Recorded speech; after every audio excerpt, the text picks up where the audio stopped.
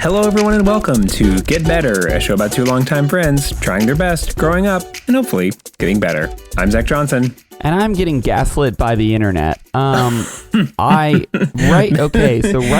gaslit by the internet is definitely the title of someone's autobiography or someone's like memoirs. Yes, it will be mine. The Preds are playing. Welcome to I watch sports and so should you. The hockey segment. The Preds are playing right now. I'm watching it via like Google Stats, where they sort of are like, here's the score. And when I was in one room looking at the stats before the game, it was 4-3. We're playing the Panthers. The Panthers are winning. We've had a better week, but still. Anyway, is it March 4th? It is March 4th. Holy shit. I'm on Twitter, so never mind. We can get into it, but anyway. It is March 4th. It is the week year anniversary of the last time that life was normal. Well, also, it's the day that Trump's supposed to get inaugurated. Have we talked about this? No. Whoa, hold on. Oh, no. The day's almost over. Hashtag Trump inauguration is trending, and I forgot it was March 4th. Anyway, back to the normal part of the show. And by normal, I mean not that we do it more often, but the part where my brain sounds less insane. So anyway, so I walked into this room and I pulled up the same stats on my laptop to record the podcast, and it was 4-2. And I thought I was losing my mind because I was like, what happened? But I've now checked Twitter, and Florida challenged the goal. And so now the goal was disallowed. So it was no goal. So it was 4-2 with 13 minutes left in the third period, which is not great. Just a quick update. Don't have a segment. We've had a better week. Okay, we beat the Blue Jackets twice again. We're really kicking their ass this season, which is cool. And we lost to the Hurricanes. It's 4-2 against the Panthers with 13 minutes left, so we can still pull it out. We just got a fake goal 1 second ago, so maybe we can do it again. And another fake goal. We are third to last as opposed to second to last. So hell yeah. Predators are in 1, 2, 3, 4, 5, 6th place. The Red Wings and the Stars are in 7th and 8th. Blackhawks are, they're in 4th. I think the last time I updated you on the standings, they were in 3rd. So they're in 4th, we're in 6th. So we're getting there. And the Blue Jackets are in 5th, which I don't understand because we've beaten them like 7 times. But anyway, that's where we're at. Go Preds. Let's win the end of this segment. Yeah. Well, in just various Nets news, they're doing great. They're currently second in the standings in the Eastern Conference, which is incredible. So they're doing really great stuff. I believe it is the Philadelphia 76ers with our good friend Joel Embiid. Oh, okay.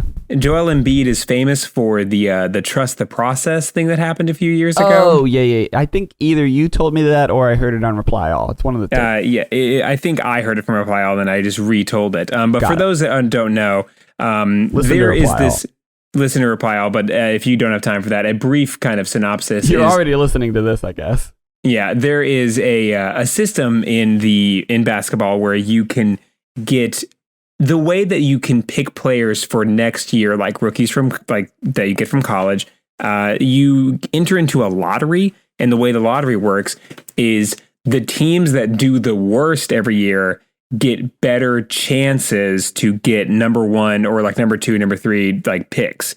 So there was an idea that the 76ers could rebuild their team if they just did really, really bad all the time. Right. And they would always get like really high picks, and they could therefore go into a rebuilding season because they were so terrible. This was never substantiated by like anyone, but it was a kind of a thing that the owners and the coaches, they seem to have like flirted with this idea. It was like one guy, right? It was like one coach. Yeah, it was the general manager. This was his thing. Yeah, and so he got let go because there was too much buzz around, losing and stuff. But meanwhile, at the same time, there was this guy named Joel Embiid who for all intents and purposes, had like never picked up a basketball a day in his life, but was Really? just this absolute. Yeah, I'm gonna make sure I have the exact facts right. Okay. But Joel Embiid was from Cameroon, and he was like a soccer player. Like he was like there was not really a basketball sort of thing. So he was born in Cameroon. He played volleyball and soccer, and he wanted to play volleyball. And he started playing the game of basketball when he was 15, and then he moved to the United States when he was 16. And like most of these players, like they go through college or high school or whatever, but they just kind of like picked this dude out of like just he ended up going to the Rock School, a Christian academy in Gainesville, Florida. And apparently he did the Rock School, which I'm assuming the Rock is in reference to, the Bible, the Rock. Dwayne The Rock Johnson. Dwayne The Rock Johnson. May his name be praised. The name of the school is the Rock School Christian Academy. The Rock School.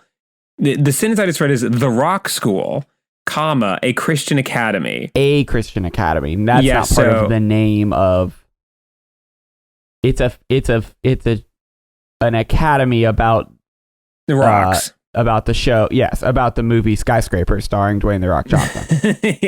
And they also have classes on 30 Rock and Third Rock from the Sun. Sure, and also Jumanji and Jumanji Part 2 Next Level. Yes. That's the name of the film? Yeah. So they got this guy named Joel Embiid, who's like basically like this like absolute all-star, and his nickname is The Process because he's like the fulfillment. Yeah, he is the fulfillment of this stupid idea. Because I think, and I don't know if you said it, but yeah, that was the whole thing. Was they were losing and losing and losing, and it became like what the general manager was saying is like trust the process. Yeah, It's. And then he became known as The Process because he's like it is similar to like continuous like the like if Trust the Plan from QAnon. If the Confederates in the Civil War were like, guys, don't worry, like we got it. If like it's like I don't know about this one, guys. Hypothetically, they just like for 100 years afterwards kept saying the South will rise again. Yeah. If it was something like that. Yeah. So honestly, it's actually very similar. That's him, and they are doing amazing this year. So shout out to them. So the South rose again. Good for them. Exactly. The process worked. The South rose again. They're currently number one. That's all that's happening there. I haven't really watched that much basketball this week, or like kind of kept into it. It's been a wild week, and this is another part of my segment, which is it's a podcast within a podcast called Actually Get Better, where I talk about things that I wanted to get better at. Previously, I talked about fashion choices, and this time I have some news for you. So the shop that I work at, the coffee shop, as of last week, I'm now the manager. So now I'm a part of the problem. I'm a part of the capitalist system. Congratulations. You are now, slated for the gulag, but hey. I am now Mr. Manager. Yeah. Well, manager. We would just say manager. There's kind of a lot of things that I didn't realize you have a lot of freedom over as a manager, especially one of such a small shop. Like, so currently right now, we don't have that many workers. And so it's like one thing that I'm trying to get better at is like exploiting their surplus value. Exploiting their surplus value, but also kind of because you can kind of manage in your own sort of like philosophy. Sure. And I'm trying to be very, for lack of a better term, because it's not exactly this, but I'm trying to be very like democratic, or like I'm trying to make sure everyone has their own say in the choice that we make and what we do, and kind of give everyone sort of a stake in how we choose to run things. I just hope that when the revolution comes, they let me do the dignity of killing you in the guillotine. Yes, because I feel like that's, you know what I mean? Because I won't like it. It has to be done. But you will respect me in death the way that someone else would not. Exactly. It's like in every like mob movie or whatever, the guy's like, oh, I was betrayed by my best friend, and I must be the one to kill him because it's like Michael and Vito. Yeah, it's you know what I'm saying? either like a mob movie or it's like the French Revolution. I don't know which one, but yeah, either way, I am gonna have to, but cool. That's cool. So no, wait, you're the manager. Is your Mr. Manager? You're Mr. Manager. Your Mr. Manager. Is your boss the owner? Or is there more than one manager? Or is it just you? There is a manager. You don't own the shop, obviously. Yeah, I don't own the shop. Yes.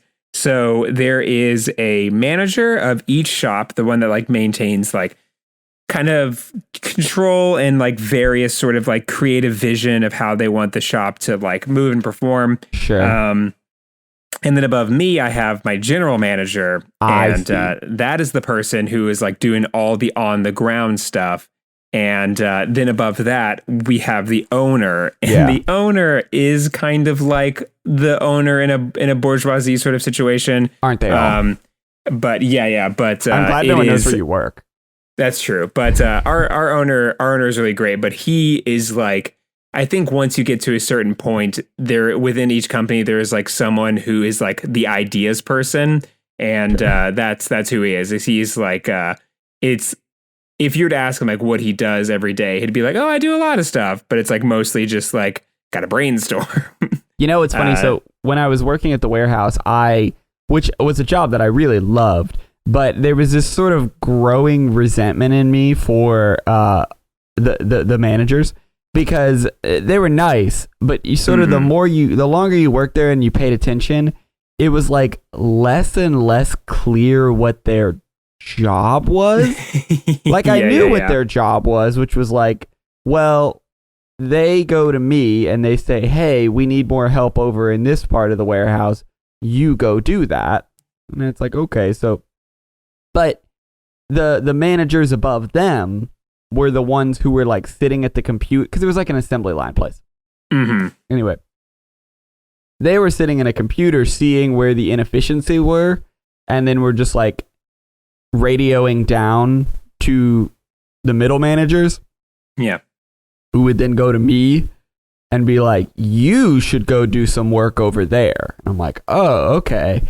And so there was sort of this growing resentment, because if they weren't telling you to go do some work, they were just kind of standing around shooting the shit, and then if things got really crazy, they would come over and help out. But again, you'd kind of just be like, so your job is that for 5 minutes of every shift, you have to do my job. Yeah, that's actually kind of the philosophy that I want to impart. That is like, you know, there is the non-traditional way of getting our bag, which is what we're doing. We're getting our bag. But I'm the traditional way of getting my bag, which is me on my computer, just inside the shop itself. And then someone's like, oh, hey, I could really use some help around here. It goes, you know, I'll call someone. I'll get someone in here. Yeah. And then if it gets really backed up, you have to do what those people have been doing their whole shift. Yeah, and I like just 10 minutes. And I just bitch about it the whole time. Yeah, you really are mad at them that you had to do something. So anyway, I want to hear more about this, but it became really like peak parody, a farce. It became a real farce one day. Things were getting really slow, like really slow. Like I was talking to other people and they're like, I've never seen it this slow. Where just basically nothing was moving down the line. And for a variety of reasons. And so the managers, who there's like 12, 14 of them, I don't know. It's a big place. They started playing music over the loudspeakers, which they usually don't do. And like in Shawshank Redemption. Yeah. But it was fine, you know, nothing to complain about. Come on, nothing to complain about. You know, they're playing music and it's like, all right, well, we're all just standing here shooting the shit anyway. Why not? And, you know, all right, cool. Goes on for 10, 15 minutes. Well, then everything starts picking back up. Production starts moving again. And so we're like, okay, so we start moving. And they keep playing music. And then it actually starts picking up pretty fast, right? And then they start playing that one song from Guitar Hero 3, the Dragon Force song. Through the Fire and the Flames. Yeah. No, they start playing the Electric Slide. And a couple of the there's like a big balcony that overlooks the floor. And Oh no. and I remember this woman's face so clear. I'll never forget it. Because she had this face, and she's wearing a mask, but she has this face like, oh my gosh, this is so embarrassing. And her and 3 other managers are doing the electric slide. We're getting overwhelmed on the floor at this point. Like, shit is falling off the line. We're like, we're like hustling, which is normal, right? Like, it's a job. It's a hard job. You're doing what you're doing. Uh-huh. But then the sort of just like clearness of the fact Yeah. that this middle tier of managers, because the tier above them does nominally a job. Should they make more money than me? Who knows? But they do a job where they like watch the computer, find out when things and sort of allocate resources, human resources, around the floor. They are doing a thing that's helpful. But the middle tier seems to basically just like have a walkie-talkie. Like, that's their job. Have a walkie-talkie and then walk up to someone else and tell them what to go to. And so they're doing the electric slide. It's getting crazy. And as it gets crazier and crazier and crazier, they play the cha-cha slide and they play the Cupid shuffle. They're having a wedding reception up there. And then I look over, and they had gotten off the balcony, and then they were just sort of in a main part of the floor, and I look, and it happened to be behind me, and I look behind me, and they're having a dance party and like egging each other on, and like they play they play all of them: Cupid Shuffle, Electric Slide, Cha-Cha Slide, all of these like group dance songs, and they're having a great time. And I was dying laughing. Like, I was wearing a mask, so I could not stop laughing at how farcical this entire thing was. Yeah, it's you guys just don't do anything. Like, yeah, that is like entering here. into like, that seems as if it was something that Mike Judge would have cut out of the movie Office Space. Yeah, because it'd be too on the nose. Too on the nose, and I just thought it was, despite the fact that it was happening to me. I mean, I didn't really care. Like, I don't mind hard work and like whatever. I mean, again, things get kind of like crazy on the line like every shift. So it wasn't like the work wasn't that bad, and like I'm so through the looking glass on all of this stuff that like I wasn't angry. It was I was so instantly angry that it was immediately funny, and like I was just could not stop laughing at seeing these people just like and we're just like dying, and like shit's falling everywhere and sweating, and my back hurts, and I'm just like, okay, and then we do this, and then we do this, and then we do that, and it's going faster and faster and faster, and they're just like, I got the basketball song stuck in my head. I don't remember the tune. It was like, that's on the cha-cha slide. To the left, that's what they're doing. It's like, take it back now, y'all, and I'm just fucking sweating and dying. Oh my gosh, it was so funny. And one of the guys was like being like a DJ, which again was funny when we weren't doing anything, but he was just like, I don't know, being a DJ, like an MC at a party. But then when we're back to work and he's still doing it, completely unaware of the fact that everyone else is working, and again, just highlighting the fact that like this is always the case, but now it's just like a clear farce. A dance party was always in the cards for them. Yeah, they could have been doing a dance party every shift. They just didn't. That truly is something out of like, you could, like a Marie Antoinette type situation. Yeah, where it's like, we are out here like suffering whatever, and that is let them eat cake. Yeah, like as a factory worker right now. You know what I mean? Like, that is them being like, just fully mask off. Well, like, why don't they just have a dance party? Yeah. Well, I mean, we're not doing anything anyway. It's like, yeah, that's what I'm mad about. Like, well, okay, it's like that time our mutual friend, he I can't remember if he stopped at a green light or he ran a stop sign, but I'm in his car and I'm like, what the fuck are you doing?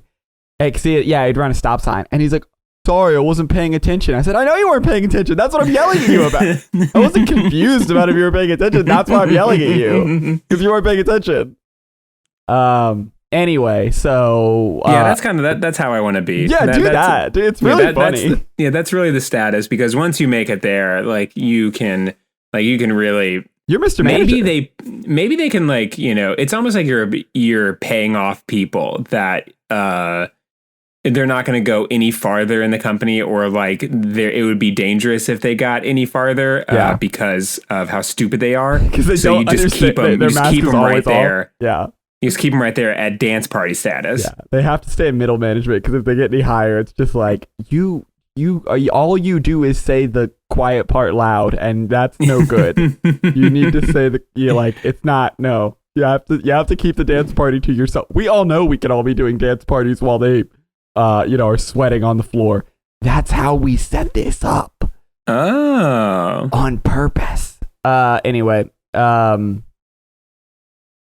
congrats on being part of the professional managerial class. Exactly. And, it is nice. I'm trying to set myself up in a way where I am like, I want to have a fall guy, so I'm kind of like I will divvy out responsibilities because once again, you want need to a middle management.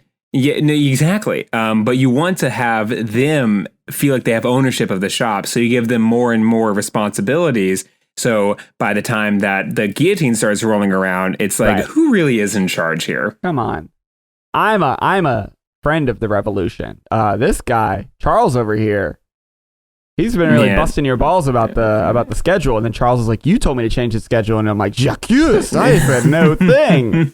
I'm a friend of the look at my tricolor pin. I'm a friend of the revolution. Look at my tricolor pin. Look at my nose ring. Do you think that? Come on. Do you think that I would do this? Come on. I'm bourgeoisie. Yeah, exactly. Look how that's why I'm growing my hair out. That's actually the reason. Is like, come on. Like, what manager would have hair like this? Come on. Absolutely no one. So speaking of the bourgeoisie, I don't know how much you want to talk about this, or if you have something else planned. Oh no, I will. I have been absolutely up to my eyeballs in learning how to be a bourgeoisie. There's lots of paperwork. Like one, I mean, okay, the Illuminati exists, but like that is everyone knows that. Jeffrey everyone knows that. But it's like once it's like you learn the members, and honestly, a lot of them are really surprising. Oh, you're in it?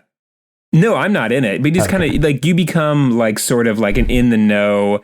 You like get them water at their weird parties. Yeah. The Illuminati exists. The meetings under the Bilderberg, like that whole thing, like like those actually don't exist, which I thought was kind of weird. Oh, yeah, no, that was like that's a false flag operation. So when George H.W. Bush was meeting with members of the Bin Laden family because they were both in the Bilderberg group on 9/11, a true story. That's not true. No, turns out no. I mean, there's like I think they just falsified records of it and whatever. I don't know. It seemed really complicated, and it just was like, hey, this is the reason why we do all this so that Randy Quaid can be in. Oh, I shouldn't have said that. Oh no. Oh, okay. Well, you can edit that out. But now is that a different person than Dan Quaid? Yes. Dan Quaid is the more successful brother to Randy Quaid. Randy Quaid is in I think Christmas Vacation. He plays the drunk uncle, and it turns out he was doing method acting with that, and he decided to play that character in his real life. And every once in a while, he pops up on Twitter with the most batshit videos of all time. So he's really taken a liking to that character.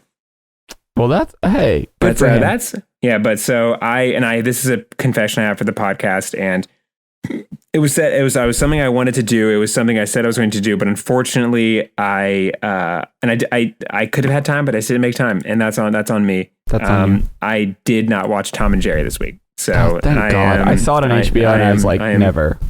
I am so sorry, but I will get around to it. I will give my thoughts. I will write down the times that I busted my gut laughing. I'll write them all down. I will try to do my best. I think I could go ahead and write down the times that I'm going to bust out laughing watching Tom and Jerry. I would say my list is already finished, because not only will I not be watching that film, it seems fucking horrendous. Listen, dude, I don't know if you saw, but in one of the trailers, Colin Jost, Colin Jost, he's a charmer. I don't, but okay. When talking about Tom and Jerry, he says, they're a little animated.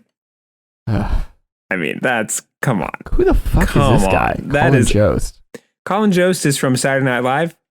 He probably took that joke from Saturday Night Live. He looks like a default character in a video game. He looks like a default character in a video game, but he is married to Scarlett Johansson. He's the guy who does the Weekend.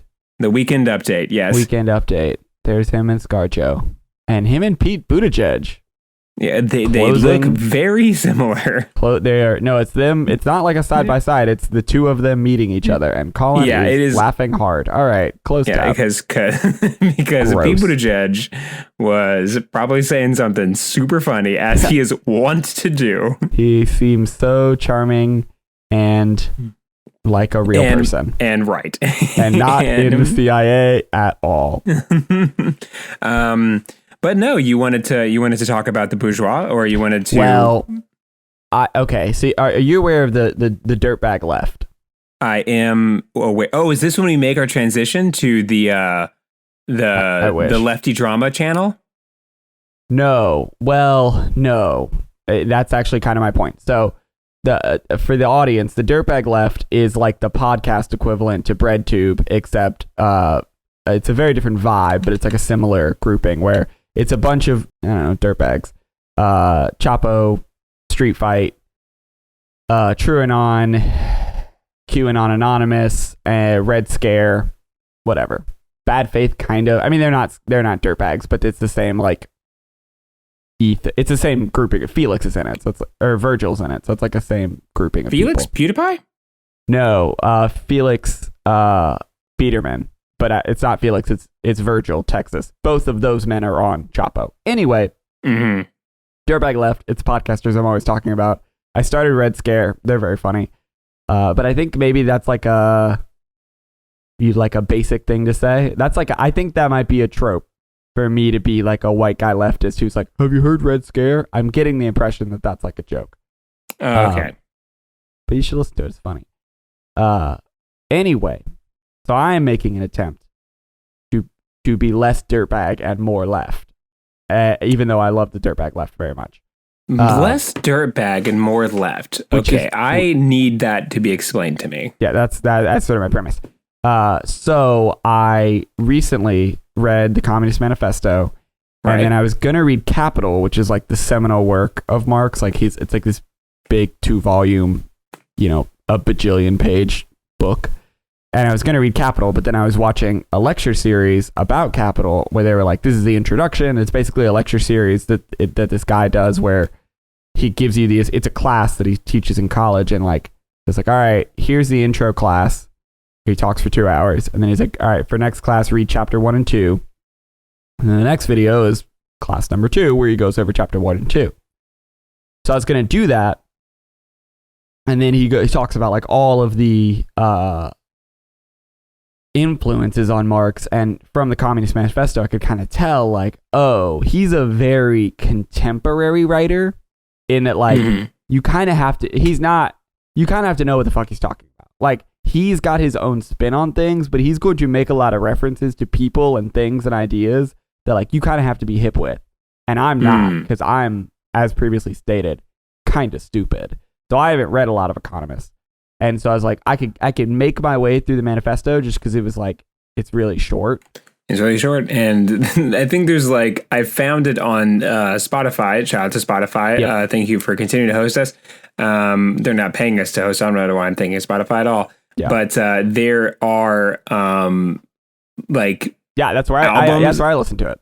Yeah, there are albums, and it's like an hour and a half. Yeah, it's really short. No, and what's great is you can listen to it multiple times just to kind of understand it. And like book 1, well, and this point actually threads into the second point, but the first section, like part 1 of the Communist Manifesto, I understood because it's like the basics of all left politics. So like just the relationship between lords and serfs, or kings and their subjects, is the same relationship that we have currently between employer and employee. And it's like, oh, Yeah, that makes sense. I'm familiar with that idea because it's like the basics of left politics, right? Of like, he doesn't talk about extracting surplus value, but like that kind of stuff. Like if you're around lefty stuff, like you've heard of this. Part two, it just got very complicated in a way that I did not understand, and so I felt very stupid, which is fine. I feel dumb all the time, but when I was going to go into Capital, I was like, okay, why don't I read some of these contemporaries or influences or like foundational text before I get into Capital, just so I have a better time because it's such a longer commitment. Yeah, this is this very much sounds like because if it's a contemporary, then it is a response to like a bunch of other things, and that sounds like when there are runs in comic books where, in order to understand the fullness of like Civil War in the comics, you have to read like a bunch of Spider-Man stuff and then like on a bunch of Wolverine stuff, and then it's like you can get the gist, but in order to understand like all the nuances of what's happening, you have to like read all of these like tertiary things that are all happening at the same time, which makes sense if you're in that world. Like if you're reading all those things anyway, then it's like, it's like you are reading a bunch, you're listening to a bunch of podcasts, and then they all do a panel together, and it's like, oh, I know all these people, I know exactly where they're coming from, but if you come into that world late, then it is almost impossible. Right? Yeah. So if on Red Scare they make a joke about Chapo, I know who those people are and what they're talking about. Or like if Dasha, who is from Red Scare, comes on TrueAnon, I know who she is. So it's like, oh, hey, we've got a guest. It's Dasha from Red Scare. It's like, oh, okay, I know who this person is and I know what's going on kind of with her deal because I listened to her show as well. That is an incredibly... Did you listen to the Communist Manifesto? No, I did not. Okay. I read it though. Oh. Okay, well then you know that part 3 is just like, he's like, here's all of German philosophy and my problem, or German socialism and English socialism and French socialism, and it's like, you kind of have to know what those things are. Yeah, no, I'll tell you, I read that, but I did not put into the work of like, oh no! Like those words were washing over me, and I was just like, "Yeah, go off." Well, and go off on those guys. This and the next book that I'm going to talk about, I think I really benefited from them being audiobooks because there was stuff that it was just like, I know I'm not going to be like sitting here like an asshole, figure out what the fuck he's talking about. So I like this sentence or this paragraph, like I'm not going to figure it out if I spent 100 years on it. I obviously have to do some other reading to figure out what this guy's talking about in this context. So with an audiobook, I can just like, all right, well, it's just going to keep playing. Whereas reading, I have to read it, and it's like, fuck, I don't understand. And if I get confused on something with an audiobook, I can kind of move on or back up and listen to it again, but like move on. So what I wanted to do is read The Wealth of Nations by Adam Smith.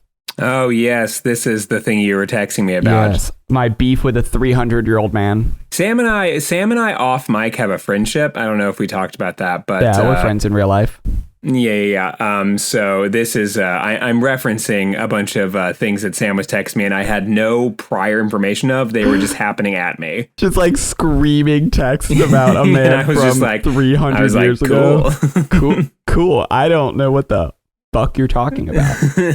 Cool. Okay.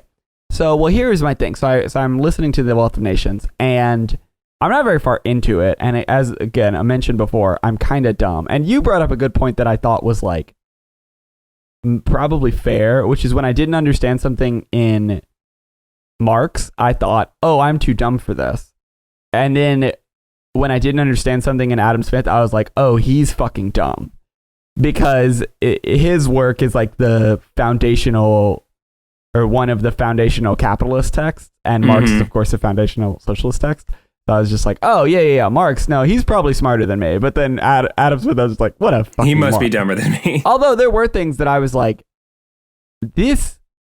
I fully understand what he's saying, and I think it's stupid. Like, I actually don't understand. Like, I'll give one example, but there was a lot of it. And the thing that I'll give a pass on, not give a pass, because what the fuck does he need a pass for me? I'm just some guy with a podcast. But there was a lot of things that I think similar to like the left politics thing, where it's like, oh, I understand what Marx is saying because this is just this is a foundation of what everyone thinks. Yeah, this information I'm learning through osmosis. Yes, and I've already learned through osmosis, so now when I hear the original, I know what he means because this is where everyone gets it from. The Wealth of Nations, there's like a whole chapter where he explains like how money came to be and why money makes more sense than bartering, but it's like incredibly basic of just like, well, yeah, because the butcher, you know, if he wants to buy salt, he would have to buy an entire cow's worth of salt because that's what he sells is cows. So what if he only wants a little salt? Well, I couldn't just, you know, cut off part of the, and it's like, yeah, dude, money. But this goes on for like pages and pages and pages and pages and pages. And it's like, yeah, money. You like a lot of stuff he says, and a lot of, again, the early chapters at least, he'll like say it and it makes sense. And he gives one example and I'm like, yep, got it. That makes perfect sense what you're saying. Again, probably because like I'm raised in a capitalist country 250 years after he wrote this book. So like maybe that's why it just seems so plain, but it can be so fucking tedious because he'll just go on and on and on. Listen, man, he had to invent the system. You know, this was I this don't think he did. I think Keynes did. This is probably the kind of thing that was blowing some minds, like in the same way that when rap was like a hip hop hip it, you know, hip hop, but don't stop rocking. It's like you know when you first hear that, it's like holy shit. But now you know hearing Rapper's Delight, it's like this song is 7 minutes long and it could be 1.5. Yeah, it's not good. It could be 1.5 if they cut everything with the beat. That'd be awesome. Yeah. No shade on Rapper's Delight, but yeah. I have shade on Rapper's Delight. I mean, it's not a good song, but like, I don't know. I feel like you have to have respect for rappers. No, you do not. Okay. Rapper's Delight, Big Bad Hank stole most of his thing from like other rappers that he saw in the community. And Rapper's Delight was a way to capitalize on what was happening in the Bronx and Brooklyn because some radio execs were like, we got to capture this energy. Sure. Okay, but I'm saying the quality of the rap. Even if he stole it from somebody else, somebody in the Bronx and Brooklyn said hip hop, hip the hippity, and it was like, that's whack, but like, whatever. I mean, those were the times, is my whole point. Okay, well, yeah. So that's my whole point, you know? This Adam Smith, it was just the times. Oh, right. No, okay, yeah, but then there's stuff that he said that I thought was like genuinely stupid. Like the first I mean, just go read the first chapter. Like there's this whole section about a pen factory that is like, it was one of those things where I really thought like, oh, I must be dumb. I must be dumb because there's no way that I'm reading this and can figure out how immediately this metaphor doesn't make any sense. But basically he's like, the division of labor is good. And an interesting thing is, because what I've always kind of assumed is that the only real difference between Marx's description, his prescription is obviously very different of like, what do we do about this? But his description of the economy is the same. It's just from the worker's perspective. Whereas Smith and Keynes and Friedman are all explaining the economy from the owner's perspective. And so they're like, efficiency is great. And Marx is like, they're making you work harder for no more money, right? Which is like, oh, right, that's the exact same process, but just from two different perspectives. Oh, and mostly it's like that's proven to be true. Yeah. So it's like one of those movies where it's like you think that you're the heroes, but turns out you're the villains. You're the villains. It's Avatar. It's Avatar. Yes, Adam Smith versus Karl Marx is actually, if you just watch Avatar, you kind of get the gist. Yeah, you really don't need to read. Just watch Avatar. Yeah. But anyway, well, Marx has a whole thing in the Communist Manifesto about the division of labor, and he points out where he's like, they divide up the labor to make your jobs menial that will make you easily replaceable, and they don't have to pay you very much. And it's like, oh, right, if you're a worker, that would be how you would view the division of labor, because functionally that's what it is. But then Adam Smith has this whole thing where he's like, yeah, the division of labor is great, and it makes everything more efficient. But he has these numbers, and it's, which is weird because it's a fictional story. But he's like, to make a pen, like a PIN, like a pincushion pen, to make a pen, there are about 18 distinct steps to make a pen. And he says there are some workhouses that have this split among 10 people. 10 people, he's like, I've been to a workhouse where 10 people are doing these 18 jobs, split among themselves. And altogether, they can make about 48,000 pens in a day. So, they're all making a tenth of 48,000 pens. So you could kind of think of it to say they're making 4,800 pens. And it's like, yes and no. Okay, fine. And some of these jobs are like one person pulls out the wire, another person straightens the wire, a third person cuts the wire. Like it's shit like that. Mm-hmm. And so he's like, yeah, they can make 4,800 pens each in a day.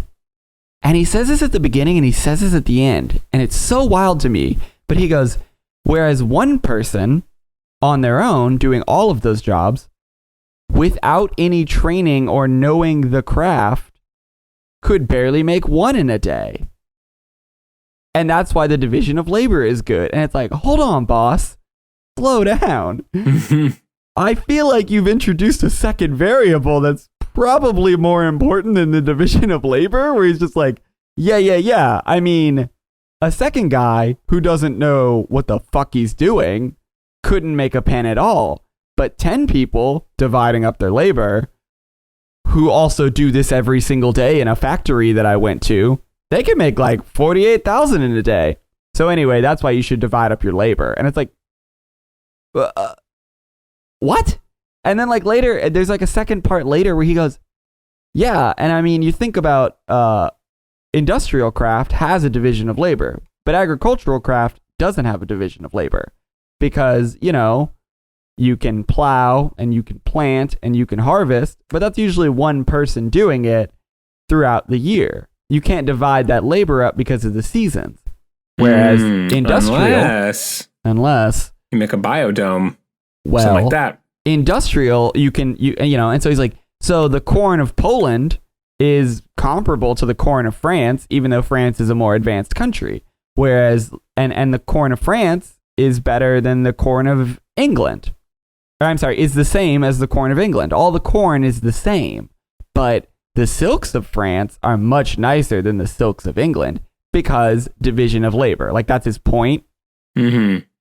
But like, you're not making the corn. You're growing the corn, but you're not making the corn. You know what I'm saying? Like, the division of labor doesn't make sense because, one, if the machines in your workshop only worked for a fourth of the year, like, you could only do these jobs 1/4 of the year, like with the seasons, then you would have a similar problem.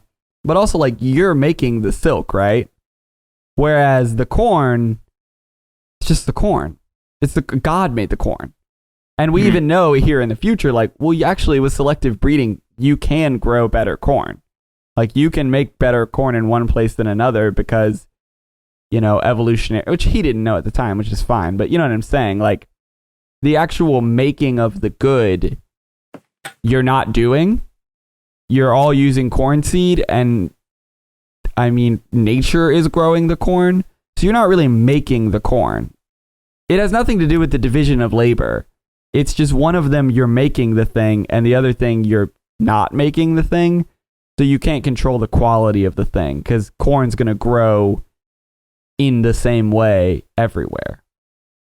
Is this a slam? I think I'm kind of confused by what's happening here. What I'm saying is he's saying, look, this industry has division of labor or this example has division of labor and that's why it's better.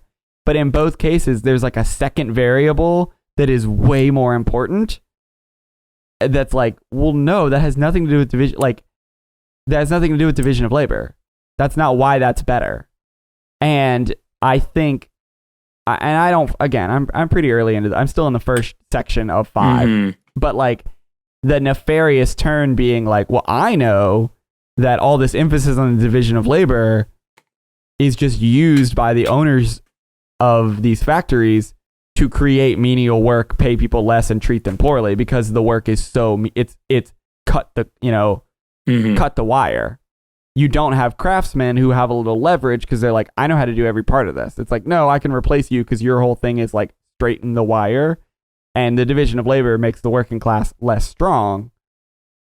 So there's a little bit where like, that's why I was texting you how much I hate Adam Smith. Because I was like, this is, you know, nefarious. Like what he's doing is he's trying to pitch this idea that all the labor should be divided up and that will make everything better. But all of his examples have nothing to do with the division of labor. Yeah, I guess it's like that kind of pulls itself into like one, like you have less incentive to like learn a craft because you will be able to do something menial, and also it disincentivizes having like a union because like what job are you defending other than like just being able to right. Yeah, a job you don't care about. And then that also pulls into a lot of the times economically, the countries that are doing the best are the ones that have the greatest population at a given time that are in the working class. Right. And it's like it becomes a numbers game rather than like a skill or quality one. And like following this sort of model, that's why, you know, countries like China can be doing so well and like growing so exponentially. Because even though people scream from the rooftops that they are a communist nation, they're not. Like they're doing very, very capitalist tendencies. Right. And it is because they have so many people in the working class doing these things that we were doing in the Industrial Revolution that is caused them to grow so exponentially. They're also manufacturing everything that, you know, the working class in America used to manufacture.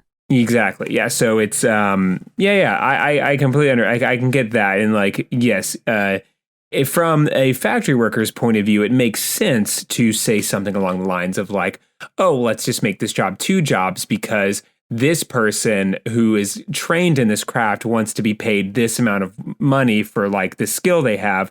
Let's just split that skill into half. Like, yeah, I mean, it's supply and demand in that like, well, if there's, you know, there's a small number of people, basically the supply, if you split up what he calls a peculiar trade, if you split up a peculiar trade into 18, you know, individual jobs, you are increasing the demand by 18 times, or let's say 10, because he said there's 10 workers. So you're increasing it by 10 times. Right. You need 10 times as many workers because now you have 10 jobs that are being done. So like, yes, there is more demand for jobs, but because the skill threshold is so much lower, the supply of workers that can do those menial tasks is exponentially higher. So yes, the demand for workers goes up, but the supply of workers who can do those jobs goes much higher up. And as of course we all know, if supply is high and demand is low relative to each other, price goes down. And that's what happens is you get and you have a job that is straighten the wire. Anyone can do that. So the price for that employer, the value of that work goes down and you can pay them less and they're more replaceable because the supply of workers goes up. And again, I want to make one point. I don't think that division of labor is not efficient. It is, of course, efficient. Yes, of course. You would say that. No, but it is. Like, yes, if your whole job is cut the wire, you can probably cut more wire than even a skilled craftsman doing every job. Like, you are gonna, the 10 of you are gonna make more pens than 10 craftsmen on their own doing all the jobs. If there were 10 workshops with 10 individual people versus one workhouse with 10 workers working together, yes, the 10 workers are going to do better than the 10 individual craftsmen. I understand that. It is more efficient. But there's kind of a dishonest presentation because, again, he slips in that little thing where he's like, these 10 people who work at this factory every day and this is all they do can make 48,000 pens. Whereas one person who doesn't know how to do it, they couldn't even make one. And it's like, well, yeah, but that's because they don't know how to do it. You idiot. It's not because... Yeah. And he okay, this is my last thing about Adam Smith. This is all in chapter 1. It made me so mad. The rest of it's like a baseline how money works. It's like inoffensive. It's kind of boring, but it's like, whatever. This is how money works. There's some other stuff later about value and use value that I was like, I don't think you're quite making sense. But I might be stupid.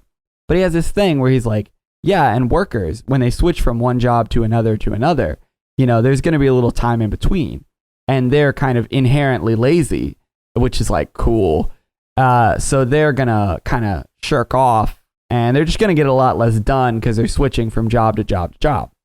Again, knowing how the Gilded Age turned out, where it's like, oh, you mean people won't work themselves to death? Oh, darn.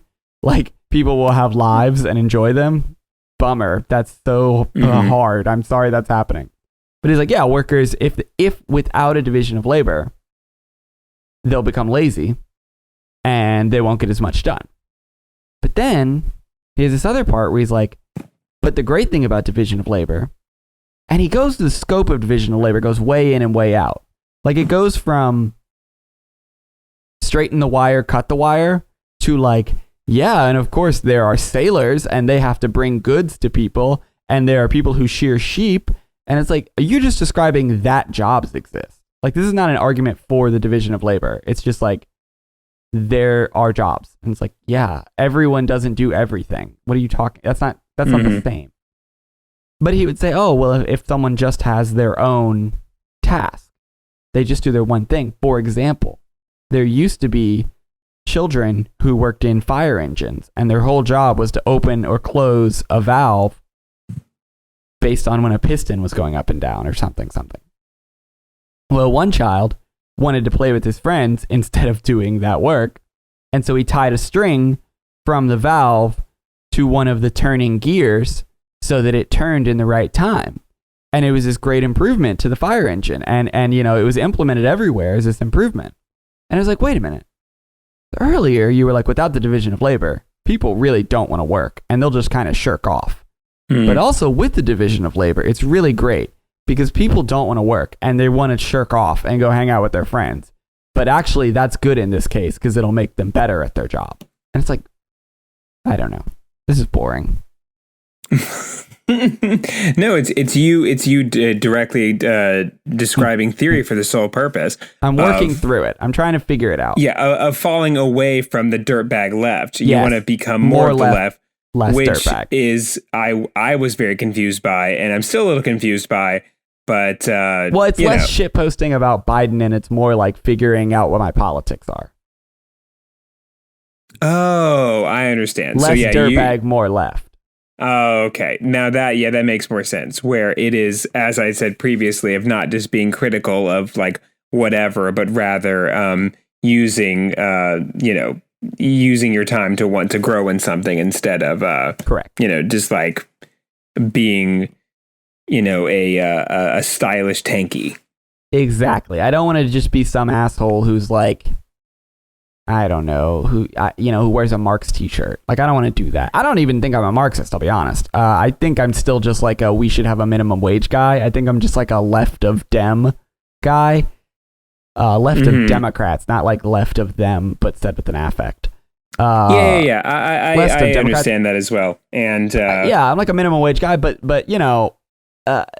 still, I want to kind of have my head on straight of like, hey, what are my politics, so that I'm not a reactionary who just says Orange Man bad and, oh, actually labor camps are good, or not labor camps, detention camps are good because Biden did it. It's like, well, no, I want to have politics. I want to have a worldview with actual thoughts. And what that requires is not having politics that are completely dependent on whatever the red team is doing. You know what I mean? Mm-hmm. So that's what I'm working. So I mean, that is that's what's the word I'm looking for? I guess good, whatever. That's Good's good. A word. That is a word. That it's good that while you were actually more and more looking into going against capital, I'm trying to get more into it. Yeah, you're in the PMC. Yeah. And honestly, it doesn't really matter. I don't think any of that matters, and I'm being quite frank about that. That is because, like, I don't know how, but Trump is the president again as of today. Oh, so, I didn't explain that. My bad. Yeah, no, but whatever. You don't need to explain it. I just need to accept it, Well, there are some loons. They're called sovereign citizens. I think we talked about sovereign citizens already. Okay, yeah. And it so was anyway, the thing about this is like the 13th or whatever inauguration. Yeah, he's going to be the 19th president today. You know what's wild? The Trump Hotel, who was aware of this, like quadrupled. It might have been not quadrupled, but they raised the prices at the Trump Hotel for March 4th because they knew a bunch of like QAnon dipshits would be in Washington D.C. for the quote unquote inauguration of the 19th president. Oh my gosh, that is big money. That is always getting his bag.